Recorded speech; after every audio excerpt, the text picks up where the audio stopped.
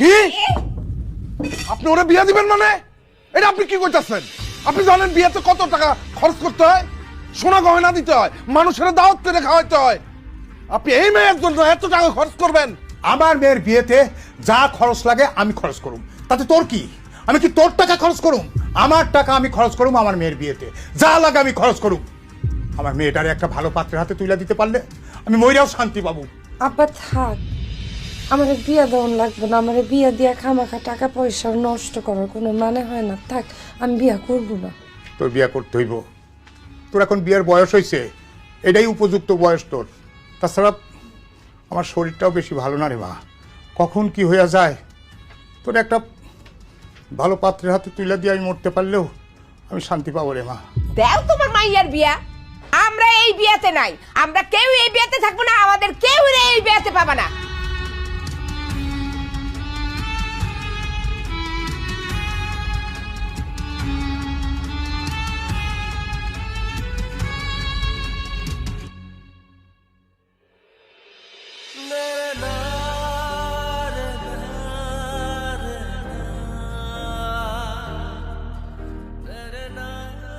মারে, আমি একটা ভালো পাত্রের সন্ধান পাইছি রে মা।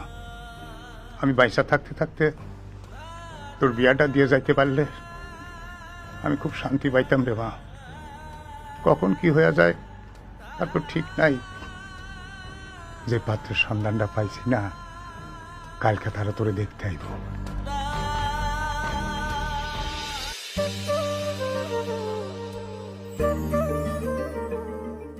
আসসালামু আলাইকুম। ওয়ালাইকুম আসসালাম।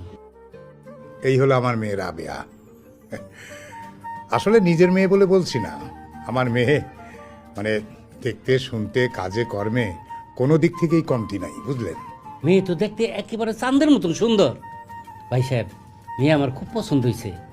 হাতি, তোর পছন্দ হয়েছে? হ আব্বা, রাবের আমার খুব পছন্দ হয়েছে। তোমার যদি মেয়েকে কিছু জিজ্ঞেস করার থাকে জিজ্ঞেস করতে পারো। না না চাচা, আমার কিছু জিজ্ঞেস করার নাই। তাছাড়া আপনারা মুরব্বী মানুষ, আপনারা যেটা সিদ্ধান্ত নেবেন ওই সিদ্ধান্তের মধ্যে আমি আছি। আব্বা, তুমি দেরি করতেছো কেন? বিয়ের কথা আগে বাড়াও, আমি রাবিয়ারই বিয়ে করবো। ঠিক আছে, কোনো সমস্যা নাই। ভাই সাহেব, একটা কথা, আপনার ওয়াইফ মানে ভাবি সাহেব, আপনার ছেলে, আপনার ছেলের বউ, কাউকে তো এখানে দেখতেছি না। তারা কি এই বিয়েতে রাজি না, মানে মত নাই? মানে না, সবাই রাজি আছে, সবারই মত আছে। মানে ওই বড় ছেলেটা, বুঝলেন, বড় ছেলেটা একটু জরুরি কাজে বাড়ির বাইরে গেছে। আর আপনার ভাবি হঠাৎ করে শরীরটা একটু খারাপ হওয়াতে এখানে আসে নাই। আপনি